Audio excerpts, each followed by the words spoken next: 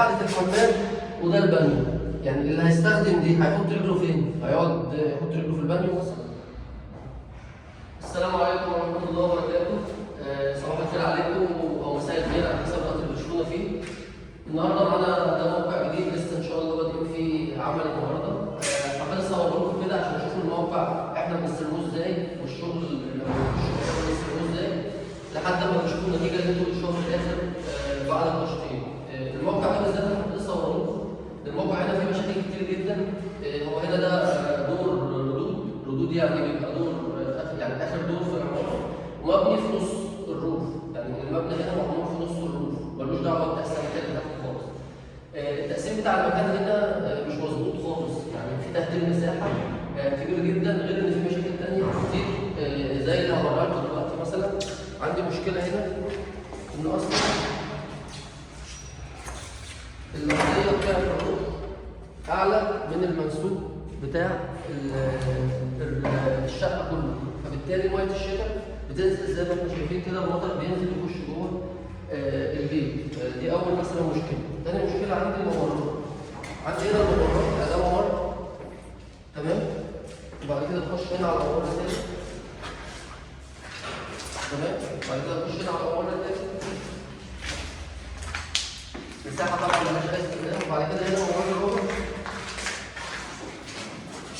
الممر ده عرضه 70 سم.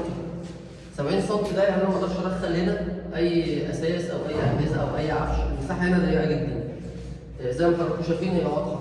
والممرات بره غير منتظمه زي ما انتم شايفين، احنا عاملين خشوا شمال ويمين. ليه ما اعرفش. تمام. بعد كده هنا دي المفروض ان هي غرفه النوم. انا هقول لكم حاجه هنا جميله جدا بقى، يعني انا اول مره اشوفها في الشغل.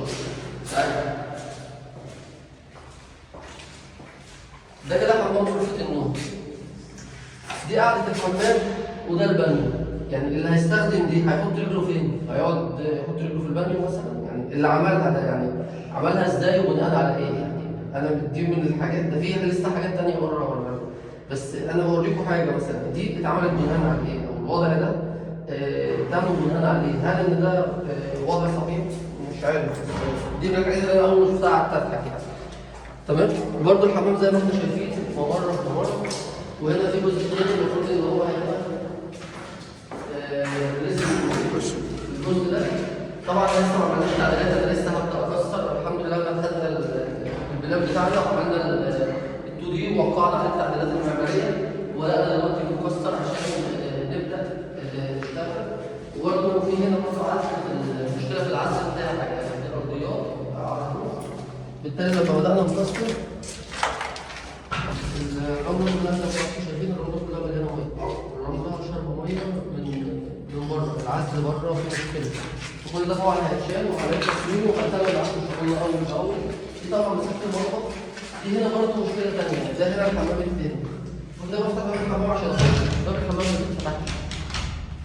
أخش ألاقي وراه الحوض، تعالى كده. الحوض محطوط وراه، مع ان انا عندي مساحه هنا في الجزء ده ممكن انا احط فيها الحوض. تعالى كده من هنا عشان تبان. يعني انا عندي مساحه هنا فاضيه، انا ممكن احط الحوض هنا. ليه احطه هنا ويقفل عليا مدخل الباب؟ باجي ادق الباب مش بيفتح معايا. دي برضه من الحاجات اللي برضه مش عارف يعني، لقيتها برضه من الحاجات الغريبه اللي انا شفتها في المكان. التقسيم طبعا زي ما انتم شايفين ممرات، غرفه هنا حمام ممر دي غرفه ثانيه. فالوضع زي ما انتم شايفين احنا بدانا نكسر، ربنا معانا ان شاء الله.